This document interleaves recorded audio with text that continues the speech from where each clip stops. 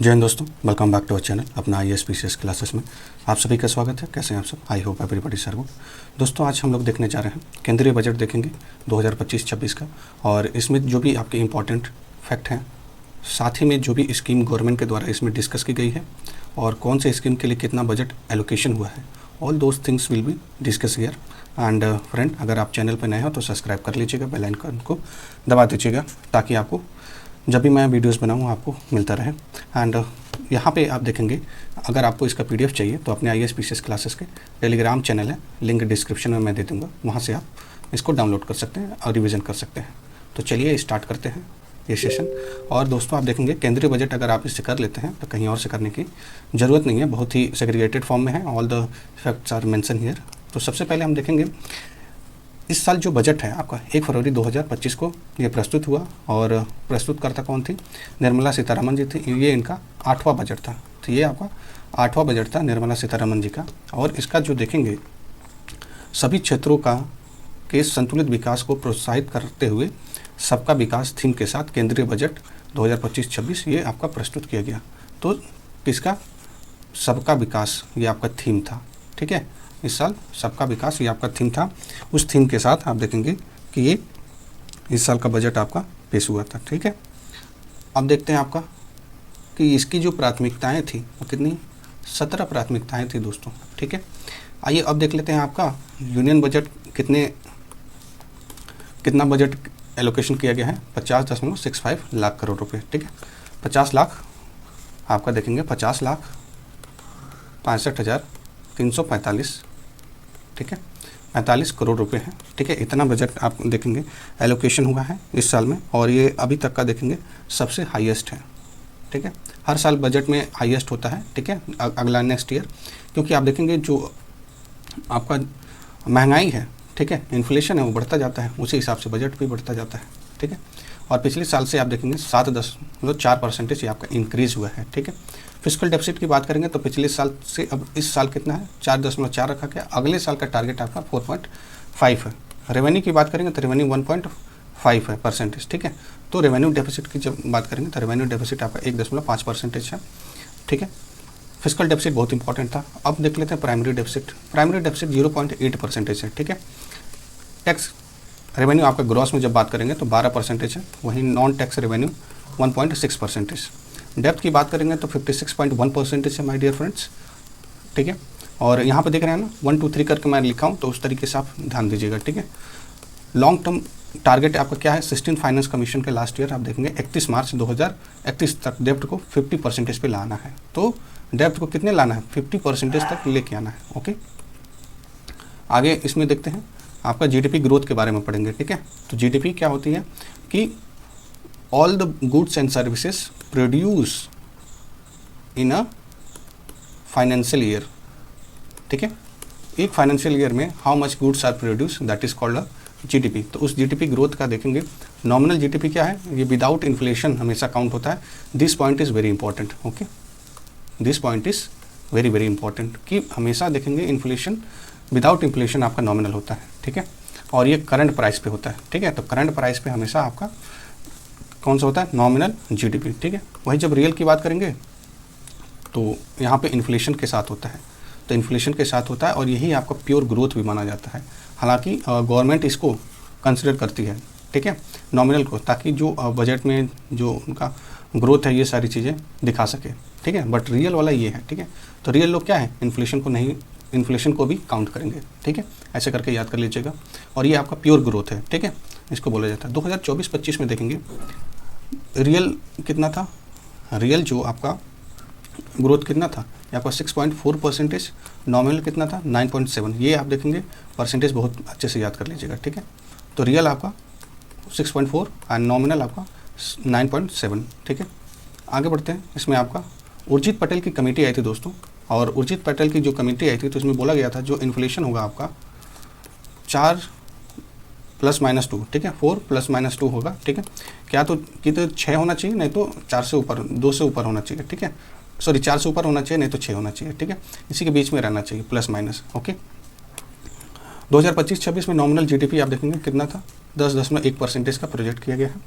और आगे देखेंगे RBI है, RBI ने प्रोजेक्ट किया कितना? ये आपका 4.6% कौन से फर्स्ट क्वार्टर में, ठीक है, 2025-26 के फर्स्ट क्वार्टर में। सेकेंड क्वार्टर में 4% है, ठीक है। आरबीआई का डायरेक्ट स्टेटमेंट बना के दे देता है आयोग। अब इस तरीके का नहीं है, direct fact one liner questions नहीं आते हैं। अब पूरा का पूरा आप देखेंगे स्टेटमेंट बेस्ड क्वेश्चन आते हैं मैक्सिमम क्वेश्चंस, ठीक है। 60 to 70% ऐसे क्वेश्चन आपको देखने को मिलते हैं, ठीक है। तो इस साल प्रोजेक्ट किया गया 4.6, ये आपका फर्स्ट क्वार्टर में। सेकंड क्वार्टर में 4%। 2024-25 में रिटेल इन्फ्लेशन कितना था? रिटेल इन्फ्लेशन बैंड ये आपका 4 ± 2% ये रखा गया। 2023-24 में 5.4% रहा है आपका, ठीक है, इन्फ्लेशन, रिटेल इन्फ्लेशन। अब वहीं बात कर लेते हैं, यहाँ पे सबका सबसे ज़्यादा इंपॉर्टेंट हो जाता है। हाईएस्ट एलोकेशन की बात करेंगे तो हाईएस्ट एलोकेशन सबसे ज़्यादा स्कीम में प्रधानमंत्री गरीब कल्याण योजना को किया गया है, ठीक है। तो प्रधानमंत्री गरीब कल्याण योजना को दूसरे नंबर पे नरेगा को किया गया, और तीसरे नंबर पे जल जीवन मिशन को, और चौथे पे पीएम किसान को, ठीक है। तो ये याद रखिएगा, ठीक है। ये आप देखेंगे क्रोनोलॉजी आपको याद करना है, ठीक है। आगे बढ़ते हैं इसमें। वहीं जब बात करेंगे मिनिस्ट्री कि कौन सी मिनिस्ट्री को सबसे ज़्यादा बजट का एलोकेशन किया गया है, तो ये मिनिस्ट्री में आप देखेंगे डिफेंस मिनिस्ट्री को किया गया है। कितना? 6.81 लाख करोड़ रुपए, ठीक है, डिफेंस मिनिस्ट्री, ठीक है। एंड टॉप टैक्सेस की बात करेंगे तो टॉप टैक्सेस में आप देखेंगे इनकम टैक्स सबसे ज़्यादा कंट्रीब्यूशन होता है 22%, ठीक है। 22% जो है इनकम टैक्स से ही केवल आता है, जो लोग इनकम टैक्स पे करते हैं, ठीक है। तो बहुत ही ज़्यादा इन लोगों का कंट्रीब्यूशन 22%। वहीं जीएसटी आपका दूसरे नंबर पे, ठीक है। अभी जीएसटी रिफॉर्म भी आई थी, ठीक है। तो उसमें आपका 2 टैक्सेस को हटा दिया गया था 18-28 को, ठीक है। और इसमें आप देखेंगे कि सेकंड वाला आपका सेकंड नंबर पे आता है, सॉरी, जीएसटी, एंड ये आपका 18% इसका कंट्रीब्यूशन है टॉप टैक्स में। थर्ड नंबर पे आपका कॉर्पोरेट है, ठीक है। कॉर्पोरेट टैक्स होता है आपका 17%, ठीक है। तो पहले आईजीसी, ठीक है, ऐसे करके इनकम, उसके बाद जीएसटी, फिर आपका कॉर्पोरेट, ठीक है। आगे बढ़ते हैं, इसमें कैपिटल एक्सपेंडिचर देख लेते हैं, ठीक है। कैपिटल एक्सपेंडिचर आप लोगों को पता होगा कि जितनी भी सरकारें हैं इंफ्रास्ट्रक्चर पे कितना खर्चा कर रही हैं, ठीक है, रोड, ट्रांसपोर्ट, ये सारी चीज़ों पे, हॉस्पिटल पे कितना ज़्यादा खर्चा कर रही हैं, तो ये आ जाता है आपका कैपिटल एक्सपेंडिचर। एक होता है आपका रेवेन्यू एक्सपेंडिचर। तो रेवेन्यू एक्सपेंडिचर क्या होता है? ये होता है आपका जितने भी बजट में स्कीमें चलाई जा रही हैं, वेलफेयर कोई भी प्रोग्राम चलाया जा रहा है, तो ये पेंशन, ठीक है, सैलरी, ये डिफ्रेंशिएशन के लिए भी आ सकता है। एग्जाम्पल दे देगा, पूछ देगा कि ये रेवेन्यू में आता है कि आपका कैपिटल में, तो ये याद रखिएगा, ठीक है। आगे हम देखेंगे अभी रेवेन्यू वाला, ठीक है। तो रेवेन्यू में सॉरी कैपिटल एक्सपेंडिचर टोटल कितना? 11.21 लाख करोड़ रुपये, वो कितना है? 3.1% ऑफ जीडीपी। तो कैपिटल एक्सपेंडिचर इतना है, ठीक है। और 2019-20 में कितना? 3.3%, इतना गुना ज़्यादा है, ठीक है। वहीं एफडीआई की बात करेंगे, फॉरेन डायरेक्ट इन्वेस्टमेंट, ठीक है। तो एफडीआई में आप देखेंगे $42.1 बिलियन आपका एफडीआई आया है, और ये एफडीआई 2024-25 में कितना बिलियन डॉलर? $48.6 बिलियन बढ़ने की संभावना है, ठीक है। तो एफडीआई ये आप देख लिए, ठीक है। ये डायरेक्ट स्टेटमेंट में देगा 42 से कितना इंक्रीज हुआ है, नहीं तो डायरेक्ट यही दे देगा 48.6% कितना एफडीआई आपका इनफ्लो होने की संभावना है, बजट में किया गया। फॉरेक्स रिजर्व की बात करेंगे दोस्तों, फॉरेक्स रिजर्व जो है, जो सरकार रखती है, ये 640.3 बिलियन आपका यूएसडी है, ठीक है। 640, ठीक है, sufficient to cover about 90% of the external debt. तो सरकार ये कह रही है कि जितना ही आपको फॉरेक्स रिजर्व है ना, 640 बिलियन डॉलर, ये सफिशिएंट है आपका कितने? 90% ऑफ द जो एक्सटर्नल डेप्थ है। तो एक्सटर्नल डेप्थ आपका जो है, सरकार जो कर्जा लेती है उसको बोलते हैं एक्सटर्नल डेप्थ, ठीक है। ऐसा कह रही है सरकार, कह रही है, तो मान लीजिए। अब देख लेते हैं इंडिया की GDP. Okay, wait,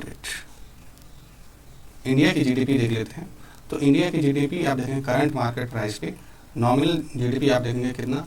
343.22 lakh crore रुपए है, जो कि आपके अराउंड $4.1 ट्रिलियन हो चुका है, ठीक है। तो 4.19 ट्रिलियन हो चुका है आपका, और यहाँ पे जापान को पीछे कर दिए गए हैं, ठीक है, हम लोग सरपास कर दिए। और आने वाले समय में 2030 तक आप देखेंगे जर्मनी को भी हम लोग सरपास कर देंगे, ठीक है। यहाँ पे आपका अब रियल देख लेते हैं। रियल आपका कितना है? 2011-12 के ये बेस लिया जाता है, बेस ईयर, ठीक है। तो रियल आपका कितना? 199.66 लाख करोड़ रुपये है, जो कि कितना है? ट्रिलियन डॉलर, 2.43 ट्रिलियन डॉलर है आपका, ठीक है। तो ये आप देख लीजिए आपका जीडीपी, ठीक है। प्राइमरी अब देखते हैं, प्रेजेंटली अराउंड 4.3 ट्रिलियन यूएसडी हम लोग के पास है, और India surpass the Japan and become the 4th largest economy in the world, ठीक है। तो 4th लार्जेस्ट इकोनॉमी हम लोग बन गए हैं, किसको सरपास करके? जापान को। ये इंपॉर्टेंट है, याद रखिएगा, ठीक है। टॉप 10 जो जीडीपी देख लेते हैं, टॉप 10 जीडीपी वाला, जिसमें आपका चाइना है, सॉरी यूएसए है सबसे ज़्यादा जीडीपी, और टॉप में आपका 30.5 ट्रिलियन डॉलर का है। चाइना आप देखिए 19 ट्रिलियन डॉलर का हो चुका है। वहीं जर्मनी आप देखेंगे 4.745 आपका ट्रिलियन डॉलर यूएसडी है, और अपने भारत का 4.19 है, ठीक है। तो आने वाले समय में कहा जा रहा है कि हम लोग जर्मनी को भी सरपास कर देंगे, ठीक है। देख रहे हैं चाइना का 19 है, हम लोग का 4 है, हालांकि दोनों की स्थिति एक समय पे बराबर ही थी। और यहाँ पे आईएमएफ देखेंगे, आईएमएफ कहता है, क्या कह रहा है कि 2027-28 तक इंडिया आपका 3rd लार्जेस्ट इकोनॉमी हो जाएगा इन वर्ल्ड में, ठीक है। तो पूरे वर्ल्ड में 3rd लार्जेस्ट इकोनॉमी हो जाएगा, ऐसा आईएमएफ कर रहा है, तो ये आपका इंपॉर्टेंट हो जाता है, ठीक है। अब हम देख लेते हैं पर कैपिटा इनकम। जो पर कैपिटा इनकम होता है, तो भारत का पर कैपिटा इनकम 2880 यूएसडी है, ठीक है। और रैंक है 124, तो रैंक भी इंपॉर्टेंट है और आपका यूएसडी भी इंपॉर्टेंट है, ठीक है। वहीं रुपीज़ में बात करेंगे 2.36 लाख रुपीज़ है, ठीक है। अब हम देख लेते हैं जो टॉप के आपके पर कैपिटा इनकम वाले हैं वो कौन कौन से देश हैं। जैसे लक्समबर्ग है आपका सबसे ज़्यादा 1.35 लाख यूएसडी का, फिर उसके बाद आयरलैंड आ जाता है, ठीक है, फिर उसके बाद स्विट्जरलैंड, ठीक है। तो ये तीनों का याद रखिएगा, LIS, ठीक है। लीस क्या है आपका पर कैपिटा इनकम है, ओके। आइए अब देख लेते हैं, जैसे कि हम मालदीव भी देखेंगे ना, तो मालदीव भी हम लोग से आगे है, ठीक है। सोचिए ये टूरिस्ट प्लेस पे लोग जाते हैं, हम लोग भारत से ही जाया जाता है। मालदीव का रैंक 67 है, और इसका कितना है पर कैपिटा इनकम 13,611 है। चाइना का कितना है 70 है, ठीक है। तो चाइना का 70 है रैंक तो जरूर याद कर लीजिएगा, ठीक है। और भारत का आपका बस याद कर लेना है कि कितने यूएसडी है, ठीक है।